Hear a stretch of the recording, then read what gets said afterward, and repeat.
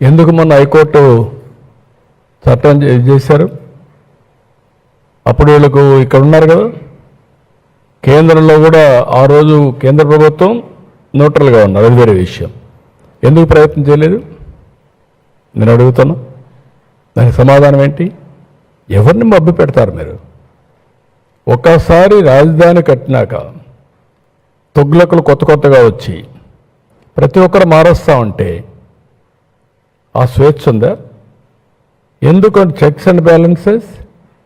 What is checks and balances ప్రజాస్వామ్యానికి? ఒక పక్క లెజిస్లేచర్ చేసే చట్టాలు ప్రజా ఆమోదికంగా ఉండాలి, రాజ్యాంగబద్ధంగా ఉండాలి. వైలేట్ చేసినప్పుడు మీడియా రాస్తారు. మీడియా రాసిన ఫస్ట్ చట్టసభ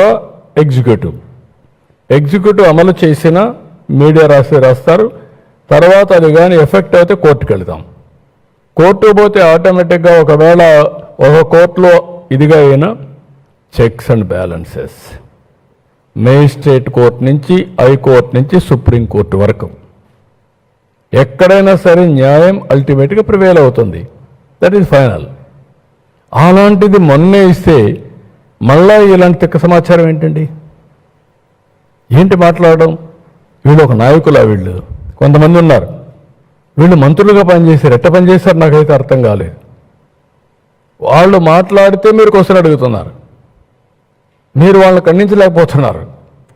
విచిత్రమైన పరిస్థితి ఇది. ఒక విధంగా చేయాలంటే మన దౌర్భాగ్యం నాకు తెలియదు ఇలాంటి నాయకులు ఉండడం ఈ రాష్ట్రంలో.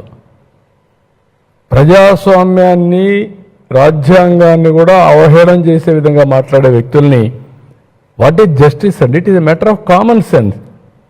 ఏం మీ సొంత డబ్బులా ఇది? ఎవరు మీరు రావడానికి? వచ్చే మీరంతా కూడా ప్రజలకు నష్టం జరిగే సమస్యల్ని తీసుకురావడం. అదేగా జరిగింది. 5 ఏళ్ళు ఆపర్చునిటీ పోగొట్టుకున్నాం కదా, 30 ఏళ్ళు వెనక్కిపోయాం కదా. మరి ఇలాంటి మాట్లాడమే నాకు చాలా బాధగా ఉంది.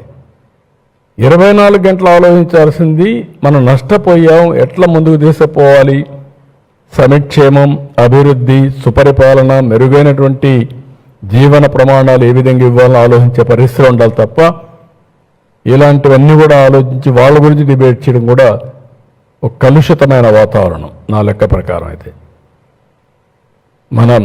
మన పిల్లల్లో కానీ మిగిలిన వాళ్ళలో కానీ ఇలాంటి వల్ల లాభం లేదు, నష్టం తప్ప.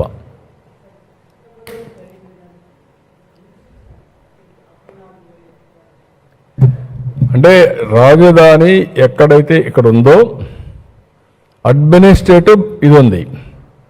అమరావతి వాళ్ళు ఇచ్చింది మీకు చట్ట ప్రకారం సిఆర్డిఏ నోటిఫై చేసిన ఏరియా రాజధాని, అమరావతి రాజధాని. ఇప్పుడు క్యాపిటల్ రీజియన్ సిఆర్డిఏ నోటిఫై చేసింది. హైదరాబాద్లో ఉంది. ఒకప్పుడు మున్సిపల్ కార్పొరేషన్ ఉంది. ఇప్పుడు వాళ్ళు గ్రేటర్ హైదరాబాద్ తీసుకొచ్చారు, అన్ని కార్పొరేషన్లు కలిపి. ఆ గ్రేటర్ హైదరాబాద్ మొత్తం రాజధానిగా ఉంటుంది, అడ్మినిస్ట్రేషన్ మాత్రం ఒక సెంటర్లో ఉంటుంది. That is the meaning. అక్కడే కోర్టు ఉంటుంది, అక్కడే ఒక ఎగ్జిక్యూటివ్ ఉంటుంది, లెజిస్లేచర్ ఉంటుంది, everything will be located there. That is the. అంటే ప్రపంచం మొత్తం ఒక పద్ధతి ప్రకారం పోతే ఎవడెట్టపోయినా పర్వాలేదు, నా ఇష్ట ప్రకారం నేను మాట్లాడతాను అడ్డుదొడ్డంగా అంటే దానికి ఆన్సర్ లేదు. ఎవరు ఊహించినటువంటి పరిణామాలు.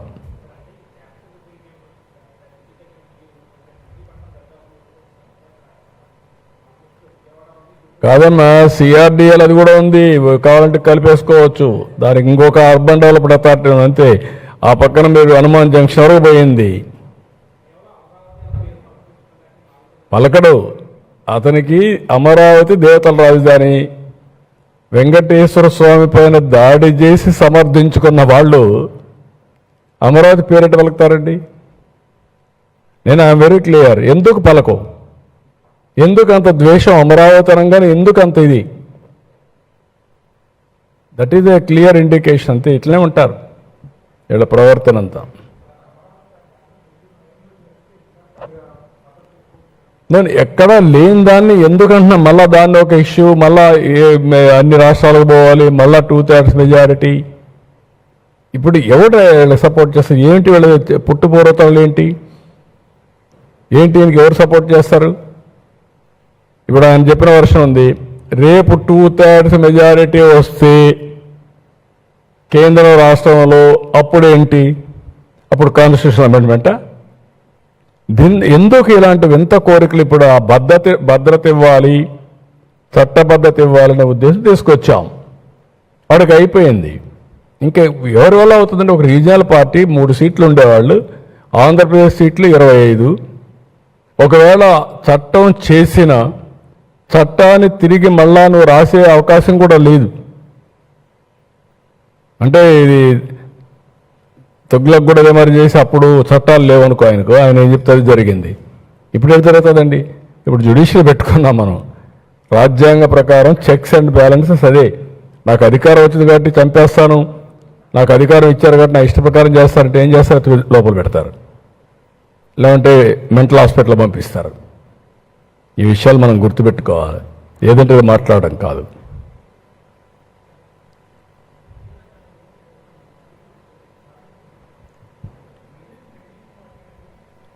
నేనేమంటానంటే, వీళ్ళు 5 ఏళ్ళు ఏం మాట్లాడలేదు.